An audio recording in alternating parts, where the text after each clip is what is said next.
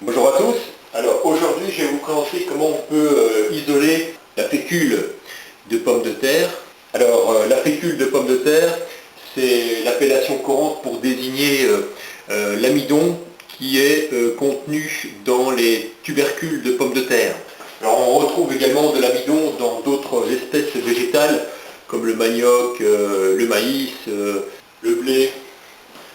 Donc il y a beaucoup d'espèces végétales qui stockent de l'amidon sous forme de molécules de réserve. Alors comme je l'ai évoqué dans la vidéo précédente, eh bien l'amidon c'est un composant de stockage des végétaux qui est constitué de molécules de glucose. Et ces molécules de glucose sont elles-mêmes associées entre elles par des liaisons glucosidiques, à la suite d'une réaction que l'on appelle une réaction de condensation. Et cette réaction permet de former ce qu'on appelle des polymères de molécules de glucose. Alors, selon le type de liaison élaborée dans les grains d'amidon, donc ce qu'on appelle les amyloplastes, on trouve principalement deux polymères différents qui sont, comme je l'avais évoqué, l'amylose qui est un polymère de molécules de glucose à longue chaîne non ramifiées, mais on trouve également l'amylopectine qui est lui un polymère de molécules de glucose à chaîne courte, mais présentant de nombreuses ramifications qui lient en fait différentes chaînes d'amylose en parallèle et pas en série. Mais les végétaux peuvent également stocker d'autres polymères comme la cellulose. Donc la cellulose constitue une autre variété de polymères de molécules de glucose, mais qui se distingue des autres polymères que j'ai cités, donc l'amylose et l'amylopectine, par le type de liaison qui associe les différentes molécules de glucose entre elles.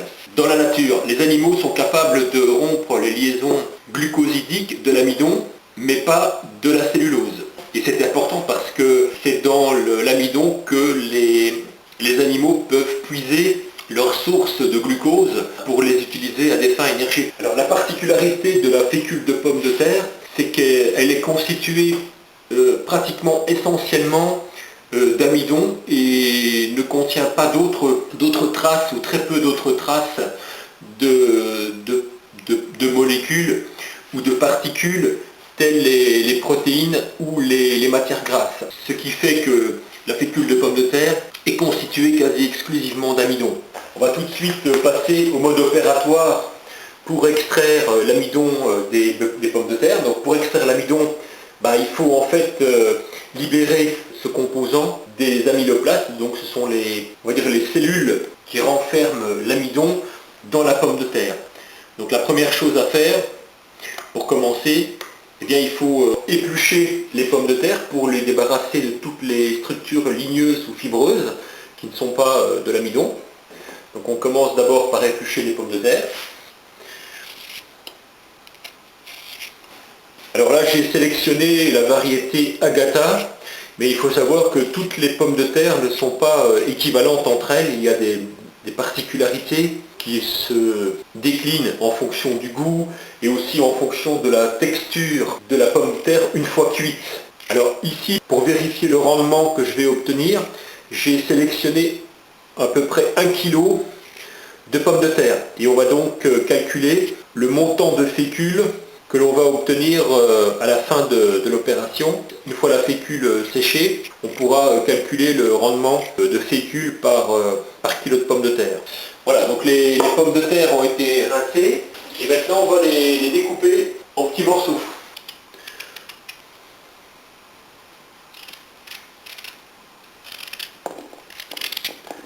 Donc pour pouvoir libérer l'amidon des amyloplastes, il faut rompre les cellules. Ce qui fait que là, je vais passer les morceaux de pommes de terre, je vais les passer au mixeur. Voilà, donc là je vais placer les cubes de pommes de terre dans 500 ml d'eau. Voilà, je vais y positionner à peu près la moitié des cubes. Voilà, alors maintenant on effectue le mixage.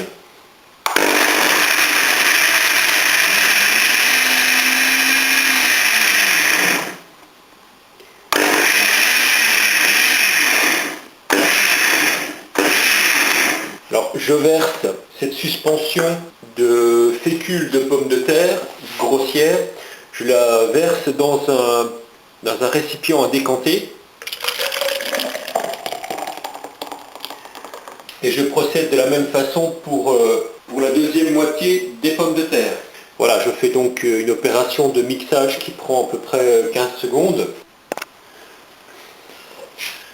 Donc je positionne une casserole qui va récupérer le filtrat et j'utilise deux types de sacs à filtre. Donc ça c'est un premier sac à filtre qui était pour mettre des vêtements dans un lave-linge. L'avantage c'est que les mailles sont un peu plus grosses. Et ça ce sera un deuxième filtre qui était un filtre en coton dont les mailles sont plus fines, mais dont les pores peuvent se boucher plus rapidement. Donc c'est pour ça que je fais un pré-filtrage dans un sac un peu plus grand. Donc, je positionne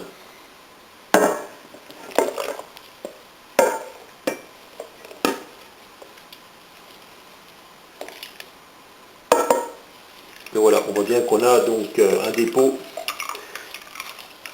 qui ne peut pas être filtré déjà avec les mailles de ce premier filet.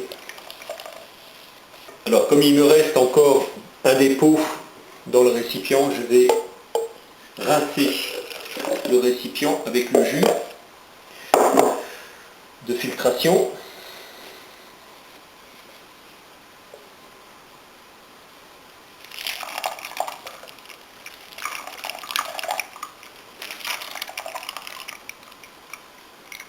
Comme ceci.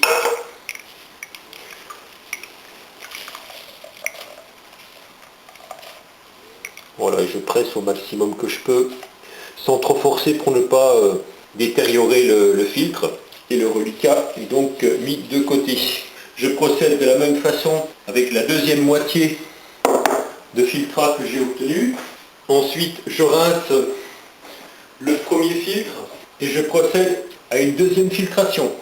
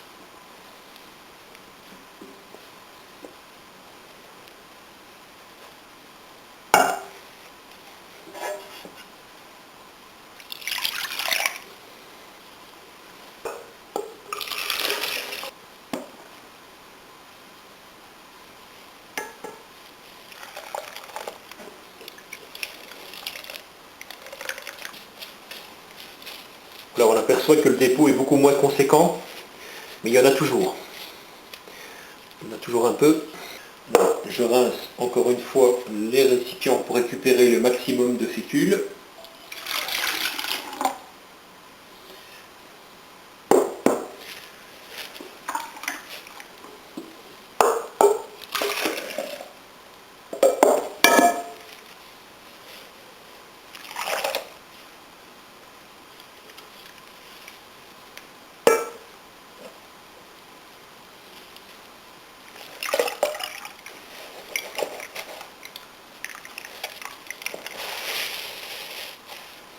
Donc je récupère le dépôt de la deuxième filtration, je rince le filtre. Donc les deux filtres sont séchés à l'air sur un fil tout simplement.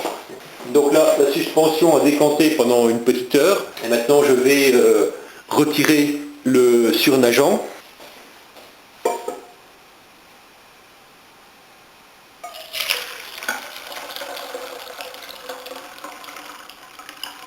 Parce qu'on a toute la fécule qui a décanté au fond de la casserole.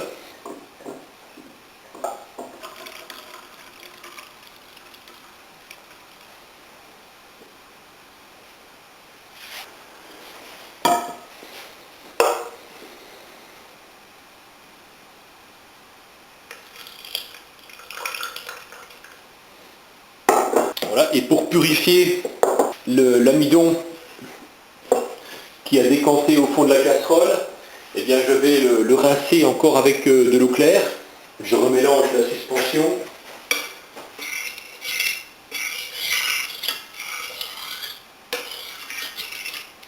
enlever les dernières impuretés.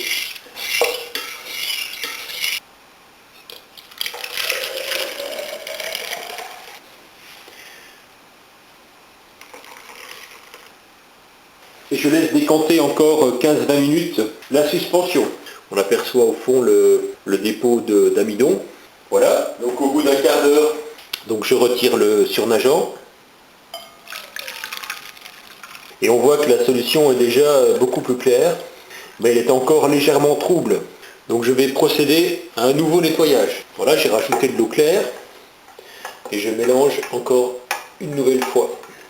Et je laisse à nouveau décanter la suspension pendant à peu près un quart d'heure.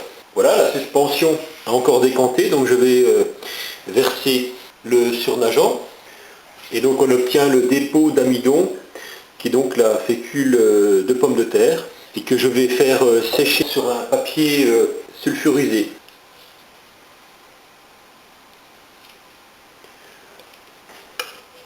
On voit que c'est une matière qui est assez particulière, hein, parce que c'est indéfinissable comme texture. C'est à la fois solide et puis liquide, quoi. Quand on gratte la substance, elle paraît solide, ou en tout cas relativement ferme. Là, ça n'a pas vraiment la consistance d'un gel, hein, mais c'est à la fois, c'est presque thixotrope. Et dès que la substance est au repos, ben, automatiquement, voilà, là, elle a l'aspect liquide. Voilà, donc je vais laisser sécher au four à 30 degrés pendant plusieurs heures, hein, voire une demi-journée, jusqu'à l'obtention d'une poudre qui est donc équivalente à celle de la fécule de pomme de terre qu'on trouve dans le commerce. Regardez, là, il n'y a même pas d'adhérence papier. C'est très curieux, comme on a même l'impression qu'il y a une tension superficielle sur la goutte. Regardez, parce qu'elle se met en position sphérique. Elle ne s'étale pas sur le papier. Donc là, c'est quasiment dur. Ça a un aspect liquide, mais comment dire, c'est compact. On n'arrive pratiquement pas à presser la matière. On peut la prélever facilement parce que le métal s'enfonce dans la matière, donc dans cette texture.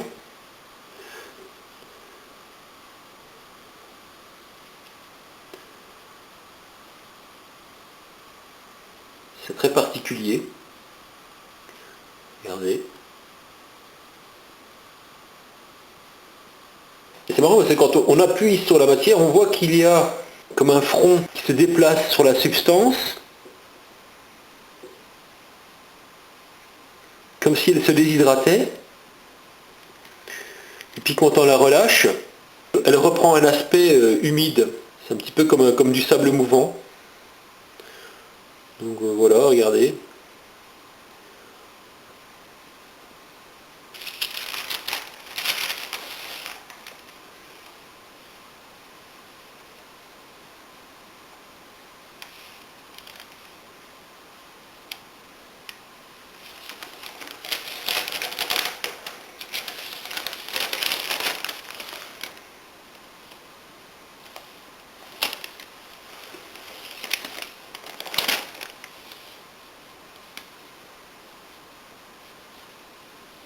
Alors là, je goûte l'amidon. J'en prends sur mon doigt. Ça n'a pas de goût. C'est insipide.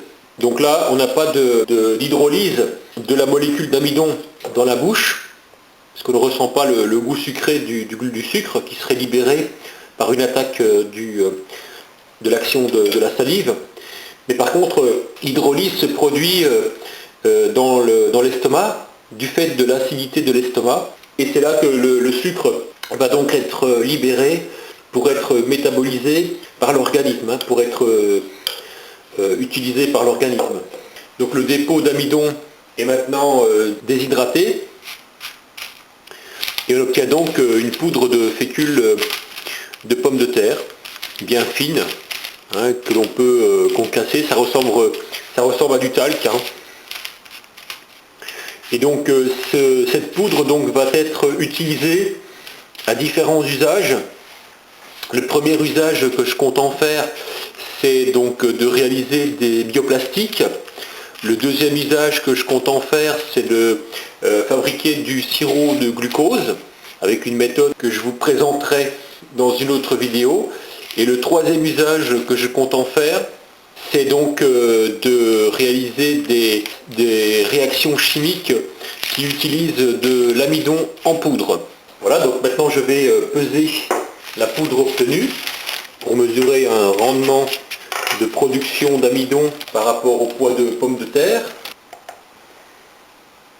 Voilà, donc je positionne le récipient qui va recevoir la poudre, je réalise la tare, et maintenant je déverse la poudre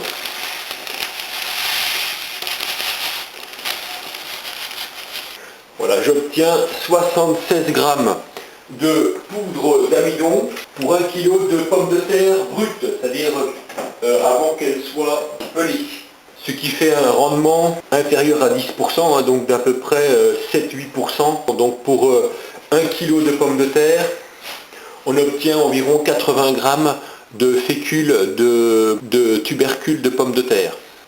Voilà, donc j'espère que cette vidéo vous a plu, et donc je vous dis à très bientôt pour de nouvelles vidéos.